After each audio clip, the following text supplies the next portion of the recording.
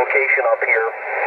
She has no problem getting on the rope or hooking the quad up to the rope and pull any antennas up. So you'll see that on my webpage at W2RE.com. So I'm in a pretty fortunate situation where I have a wife that doesn't mind that I'm a little nuts in a hobby, and so it all works out for the best. So back to you, Mike. OE6NBG W2RE.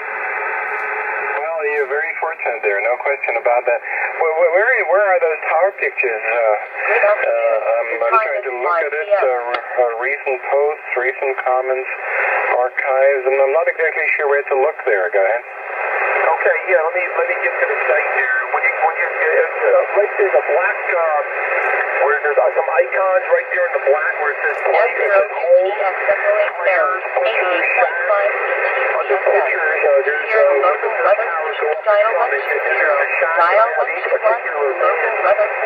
the shack of the antennas.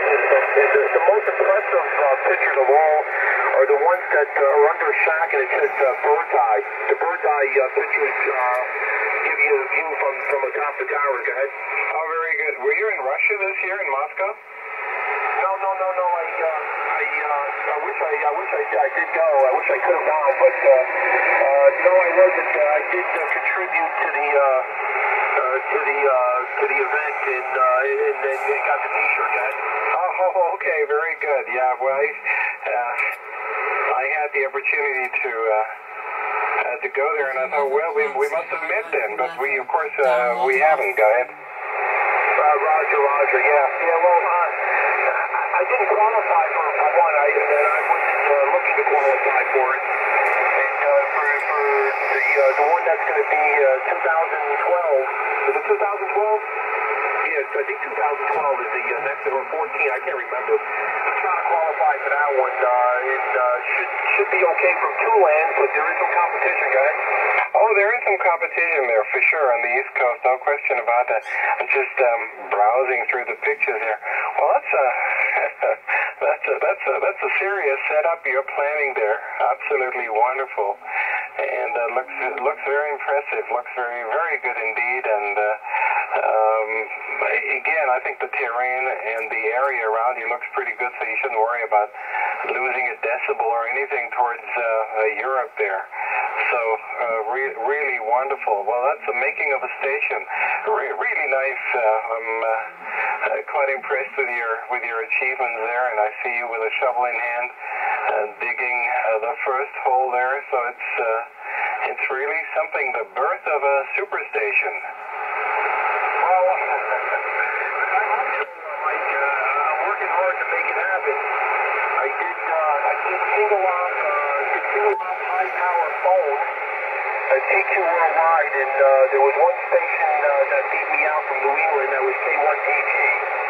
It looks like number 2 U.S. Or maybe number 3. I think there was maybe one other station that might have got me on high power, but I'm still in the very early stages of the station. I don't even have real antennas on the low bands yet, and it looks like we're number 2 or number 3 multi-single CQ Worldwide CW from the U.S. So doing pretty well from the first contest with the antennas going up in October. Go ahead. Absolutely. Yeah. Well, it takes a while until you get everything sorted out. You know what your station is capable of doing, and of course, you practice your operating technique as well. It's quite a different story, kind of contesting from a tri-bander or contesting from a superstation, so you have to adjust your strategies accordingly, I would imagine. So I'm sure you'll be learning, and you'll be forced to reckon with. Roger, Mike. Yeah, well, a couple things I did learn from the first contest from here is that I can do some things from here that I can't do from my QTH to the 100 miles to the south. And I was able to, first time ever, run J8 on 40 meters. I was never able to do that from the home QTH, so we had some real good runs on 40 meters to Japan. And also can run 20 meters in the wee hours of the morning over to Poland to Russia. So those couple things from this QTH I was not able to do from the old QTH, or the QTH that I used to contest from, just because I'm hitting the low angles here that I was never able to hit from the home QTH, guys.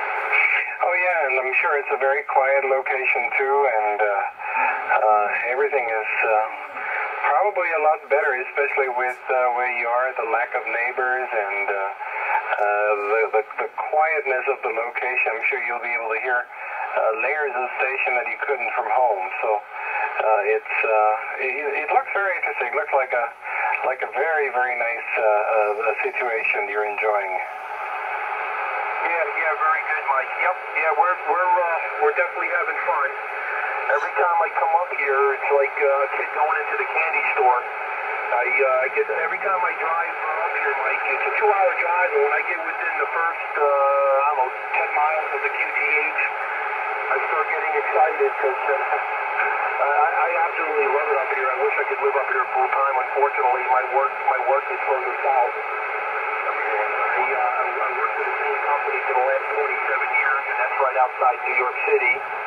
And I also have a part-time gig, if you see on QRZ.com.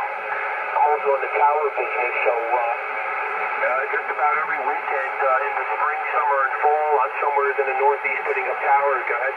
Yeah, okay, I saw that somewhere. Quite interesting.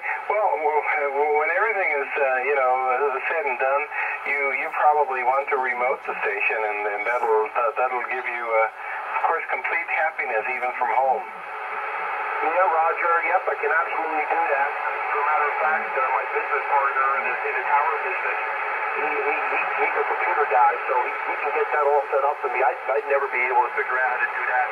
But yeah, at some point we're planning on doing that. And I still have the station up in Full Point, New York. I still have 3 towers up.